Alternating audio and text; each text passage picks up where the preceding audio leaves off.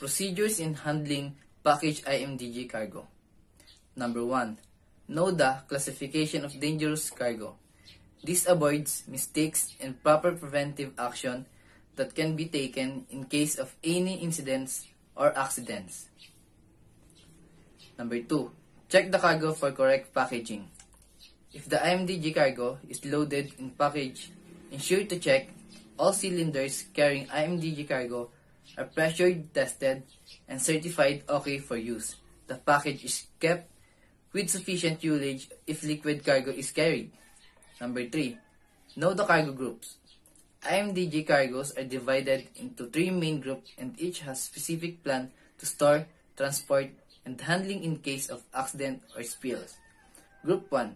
Cargo with are extremely dangerous. Group 2. Cargo with moderate danger. Group 3. Cargo with less danger. Number 4. Check the labels. Check that all the labels on the package are visible and clearly indicate the type and characteristic of cargo. The label must be water resistant such that even in case of immersion, it should be readable for at least 3 months. Number 5. Check the documents of the cargo. Ensure that before loading any IMDG cargo and some agent or shipper has handed over the declaration certificate saying cargo has been packed as per the IMDG cargo, the technical name of the cargo carried. Number 6. Check when loading cargo. While loading the IMDG cargo, following things must be checked.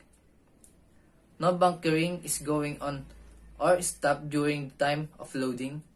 The radar is put off, applicable for certain cargo.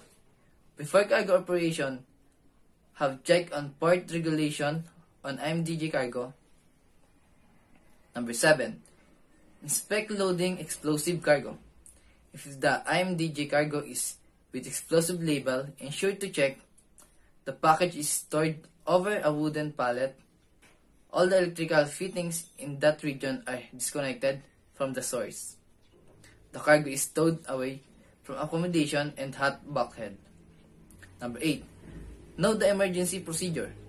It is very important for the officer of the watch to prepare himself for any kind of accident while handling such as dangerous cargo. The deck officer must read and understand emergency procedure for shipping carrying IMDG cargo, risk associated with cargo by understanding the labels, medical first aid guide for accident involving IMDG cargo. So, these are some of the important points that must be considered while handling dangerous cargo on board ship.